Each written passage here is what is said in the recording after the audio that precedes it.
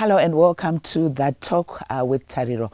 On the show today, we are looking at one issue that we are dealing with as Zimbabweans. We do know over the past years we had a number of our citizens migrating into the diaspora, and we are now seeing a significant number coming back home. Pachishona, they say, "Kusina maya kuyendwe." We always come back home. So today on the show, we are looking at transitioning from corporate to entrepreneurship, also transitioning from the diaspora and coming back home. We have Emma Parerenyatwa on the show. Welcome to the Talk with Tariro. Thank you, Tariro. First of all, we want to know, who is Emma Parerenyatwa? It's a long story. Yes, we want to hear that long story. So Emma Parerenyatwa is a mother of 4 boys who a few years back, well, probably not a few years back, quite a while back, decided to move to South Africa. I was working for an international organization, and there was an opportunity that arose there, which I figured, oh, well, it's something good to try out. And my family moved to South Africa, and I was there for a good, say, 18 years. Wow. And the experience that I managed to get just working for that organization was something that, I look back and I'm like, I was very lucky to be able to have that experience. The environment in the corporation I was with was very unique in that there was a diverse group of workers, global, from all over the world that were there. So the culture, the values, the work ethic was something which, had I not made that move, I would have ever, I would have gotten. So Emma was in accounting, and it was great just having that experience working at a global institution in Johannesburg. Yeah. And you then opted for early retirement. Why did you make that decision? So what happened was, there's always, I think it's at a certain point in time, you have that little voice that starts telling you that, you know what, you're a foreigner here. You're a foreigner here. You should be going back home. And at some point, before I finally made the decision, a friend of mine said she was moving back.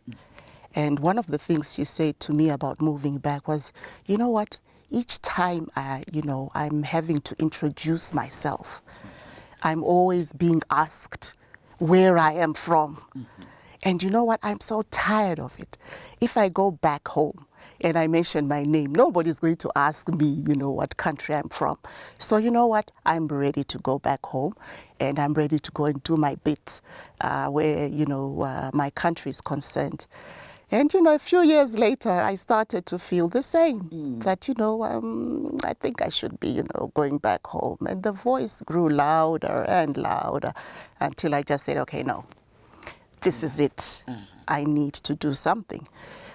So I negotiated a termination benefit with my employer, and I was a few years shy of early retirement. So it was approved, and the plans to come back home started there and then. People who might actually be watching you now will be like, really? Someone just opting to come back home? Because the misconception that is there, or the perception really, is to say the grass is actually greener in the diaspora. Share with us your experience, besides the fact that you're saying you're always asked, where are you from? What other challenges would you say you were facing being in a country that's not your motherland? Well, just well, the grass was definitely greener in South Africa. There were lots of things that one could do or one would do there, which we were not able, or even up to now, I'm not able to do in Zimbabwe. But I think just and maybe we're a bit luckier because we were closer to home than most people in the diaspora. So we could stay plugged in to Zimbabwe. So each time, you know, you're missing home, you know, somebody passes on and things like that, we could, you know, we could come back. But the biggest challenge, I think, you know, being a foreigner, was, you know, the attitudes of the locals in South Africa to a great extent. I was a bit luckier, I guess, because I was in an international organization. So most of us there were foreigners anyway. But we still had to experience some, you know, some negative vibes from the locals that were within the organization.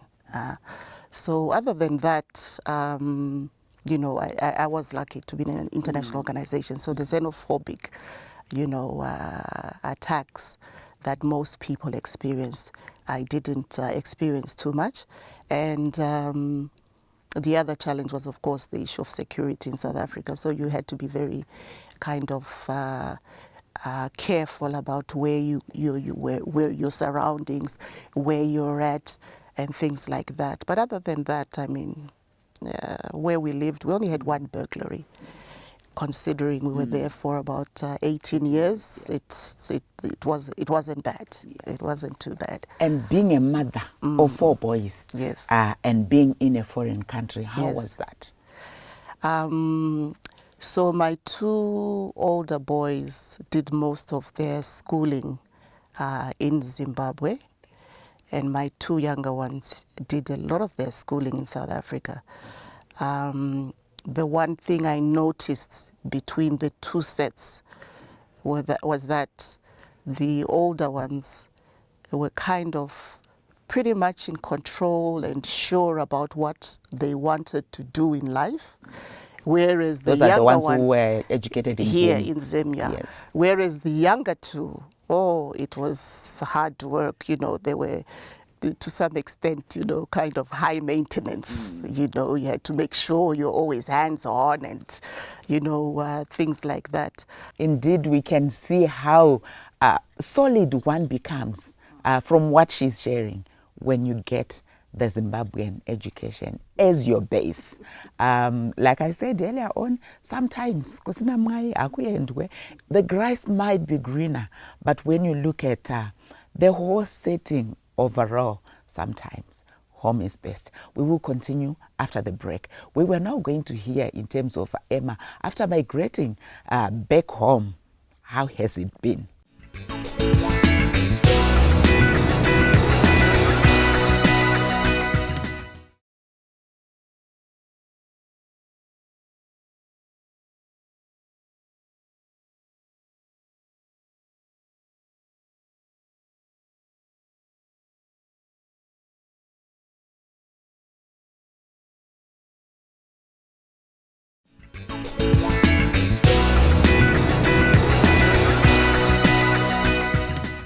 We continue with our discussion on the Talk with Tariro. And like we had in the first segment, we are looking at transitioning from corporate to entrepreneurship, from the diaspora to home.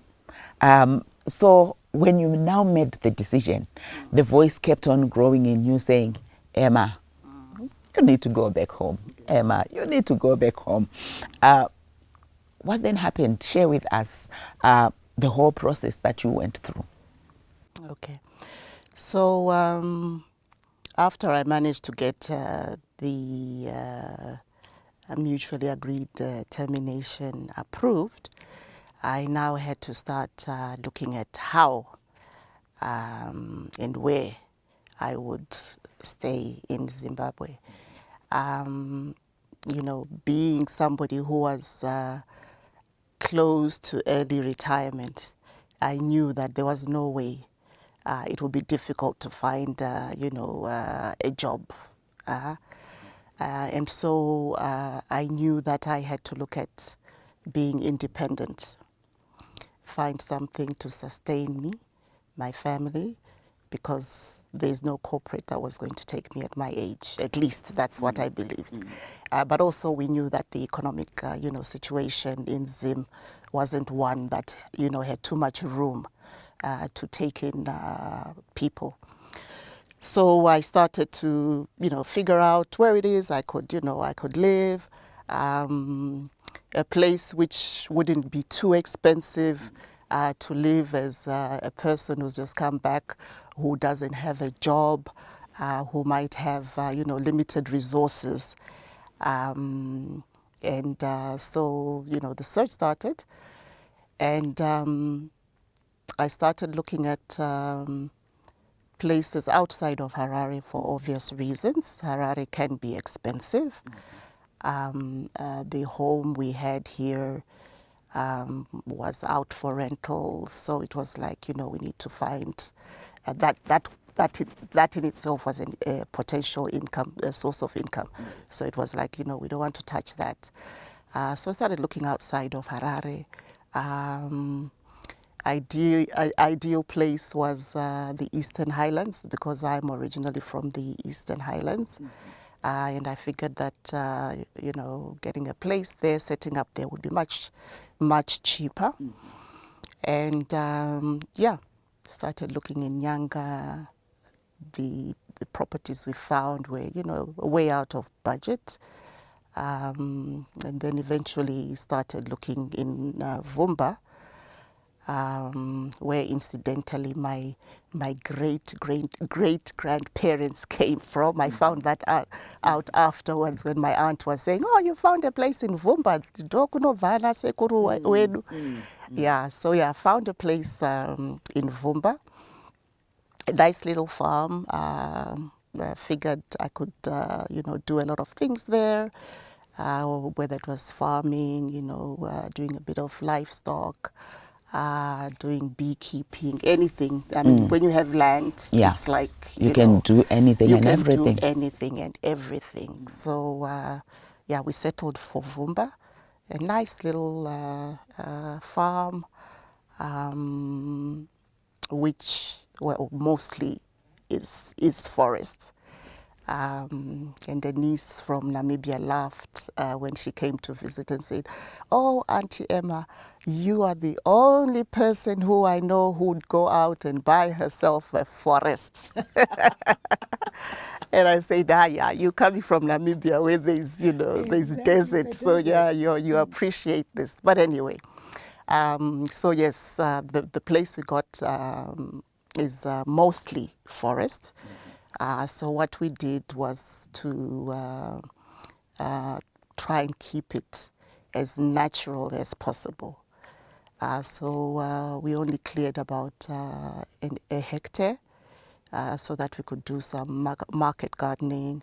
And then we set up some apiaries so that we could do some beekeeping. We put up some pens for some goats.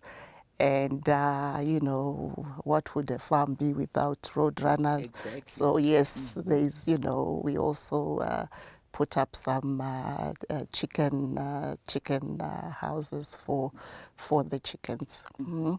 And, so that's, what we are doing right now. And there are lots of plans to do other things, but for now, that's where we're at. And how is the business going? I take it you're selling honey, because I heard some beekeeping thing. How is the business going? Now you're a Greek entrepreneur. What would we term you? Well, that's A farmer. That's probably a farmer. Like I'm a farmer, I guess. There are a number of challenges, which one faces when one becomes even a farmer, of the small scale I'm at. So I'll give you an example. In South Africa, there's a love for organic foods. So I decided I'm going to go organic in terms of the vegetables that we were growing. And organic farming is not the easiest. It's, you know, rather labor intensive. It needs a lot of attention, and for you to grow a crop successfully from scratch, from seedling to harvest, without you know, having challenges of diseases is, you know, is something else. So we grow our, you know, our vegetables, expensive. You go to the market and they want to, the price is the same as somebody who's, you know, used all the fertilizers and chemicals that they want and all that. And then being the region we're at, the market and appreciation for organic is very limited. So we had to stop that and start looking at, you know, being honest about, listen, if we need to make money here, we're going to have to try and work differently.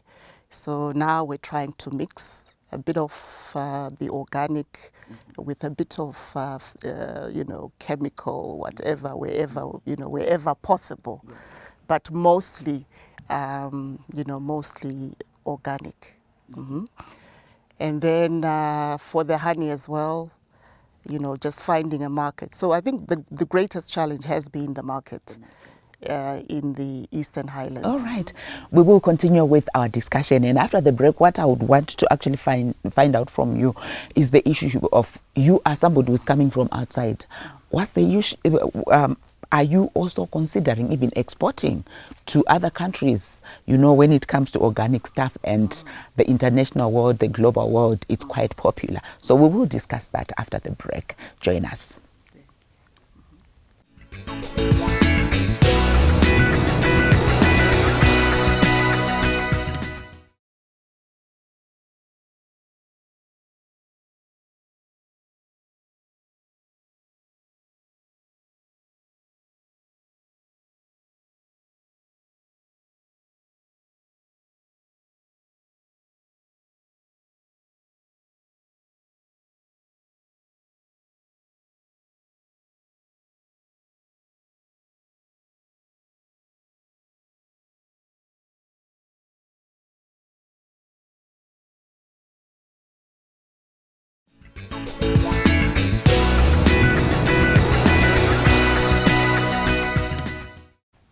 Welcome to our third and final segment of our episode, where we are looking at transitioning from corporate to entrepreneurship, and also moving from the diaspora and coming home. Before we went for the break, you were talking about how challenging it is to get markets.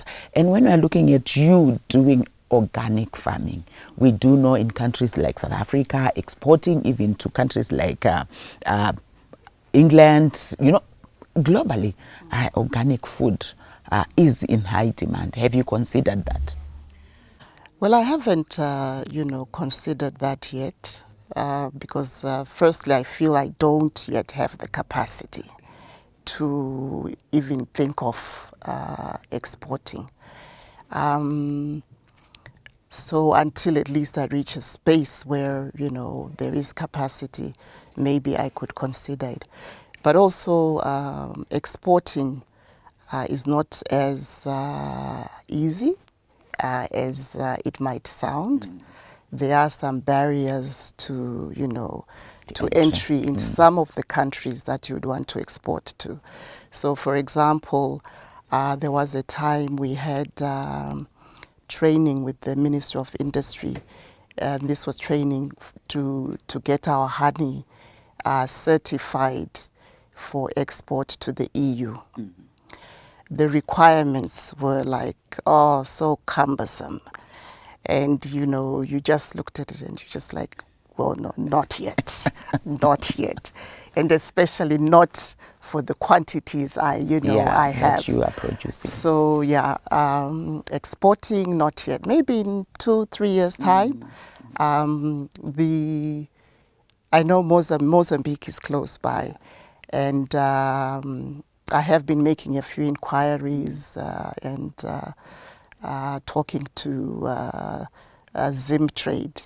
So maybe, you know, something could possibly happen maybe in a year or two, but I'm not yet ready. You know, I don't have the capacity, in my opinion. And looking at, from your experience, we want others to learn. You had to start your project after retirement. I'm looking at people, one might be considering that. Should one start a project after retiring, or it's actually better to start maybe 2-3 years whilst you are still on the job and then you retire when it's fully fledged? From your own personal experience, because it's one thing that I know a lot of people grapple with. So just, you know, a small point of correction. I had not yet retired. Okay, when you started. When I started. And I think one of the reasons was I was like, do I really want to wait until I've retired, until I probably don't have as much energy as I would need to start something new? And so the idea was, let me start, you know, before I reach a retirement age, and then I can, you know, move into gradually move into, you know, move into retirement without too much of an effort, because I've, you know, I have seen some friends in situations where, when they get to retirement age, they are just not able to figure out what to do with themselves. Exactly. So I wanted to be able to have something that I can, you know, that would keep me going in retirement, and hence also the decision to leave a little earlier than retirement, you know, time to start. And how important is it for one to prepare for retirement? We had some people would, you retire 3 months down the line, munaita stroke, because you become so hopeless, helpless as well. Yes, and especially if you don't have anything to do. And you know, when they tell you in these corporates that you need a work-life balance, it's, you know, it's a reality that we need to face, because when you make work your life, when it's taken away from you, you are left with nothing else. Yeah.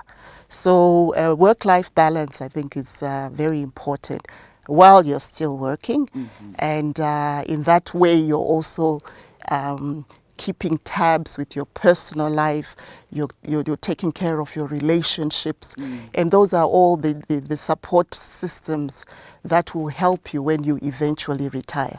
But yeah, for those who are looking to retire, it's always good to find something else to do that will see you into retirement, so that you just don't feel too helpless.